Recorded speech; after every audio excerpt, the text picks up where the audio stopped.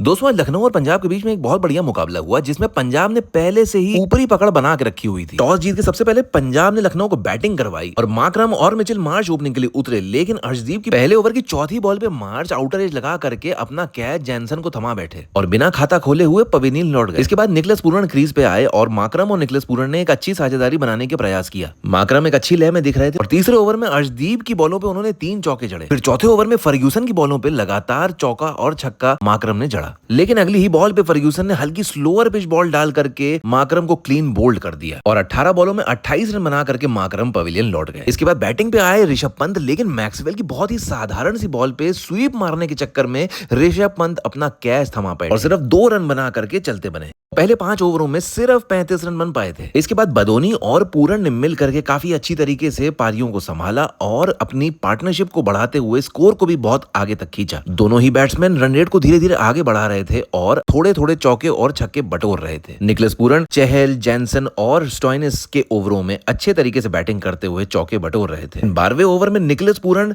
चहल की एक googly ball को समझ नहीं पाते हैं और लॉन्ग ऑन पे अपना कैच थमा बैठते हैं और सिर्फ 44 रन बना करके लौट जाते हैं और लखनऊ का स्कोर हो जाता है 89 पे 4 विकेट 11.5 ओवर। इसके बाद बदोनी और मिलर के बीच में एक छोटी सी पार्टनरशिप देखने के लिए मिलती है जिसमें बदोनी और मिलर दोनों मिल करके हर ओवर में काफी चौके बटोरते हैं। जैनसन की बॉल पे मिलर की आउटर एज लग जाती है और 19 रन बना करके लौट जाते हैं। फिर कश्मीर के अब्दुल समाद और बदोनी मिल करके कमान संभालते हैं। एक तरफ बदोनी बहुत बढ़िया क्रिकेटिंग शॉट लगाते हैं, दूसरी तरफ अब्दुल समाद अर्शदीप के ओवरों में बैक टू बैक चौका और छक्का जड़ते हैं और दोनों ही बैट्समैन स्कोर को खींचते हुए 164 रन तक ले जाते हैं 19 ओवर की समाप्ति पे। लेकिन अर्शदीप की अगली बॉल पर बदोनी अपना कैच मैक्सवेल को थमा बैठते हैं और 41 रन बना करके लौट जाते हैं, लेकिन उनके जाते ही साथ अर्शदीप समाद का भी विकेट पीछे से ले लेते हैं और 20 ओवरों की समाप्ति पे लखनऊ 172 रन का टारगेट पंजाब के लिए सेट कर देता है। फिर पंजाब की तरफ से प्रियांश आर्या और प्रभसिमरन सिंह बैटिंग करने के लिए उतरते हैं। प्रभसिमरन बहुत ही डिस्ट्रक्टिव बैटिंग के साथ पहले ही ओवर में 11 रन जड़ते हैं और दूसरे ओवर में 9 रन बटोरते हैं। फिर ऋषभ पंत दिग्वेश राठी को बॉलिंग पे लगाते हैं, जिनकी बॉलें समझना